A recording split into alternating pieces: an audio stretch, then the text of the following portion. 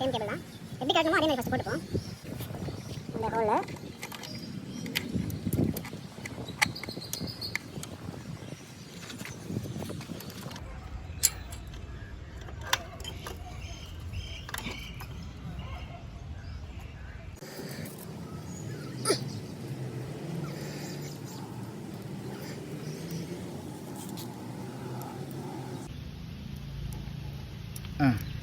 இந்த லாக் ஆகிட்டானா இப்போ இந்த அளவுக்கு எடுத்துட்டு அப்புறமா இந்த நெட்டை டைப் பண்ணுங்க.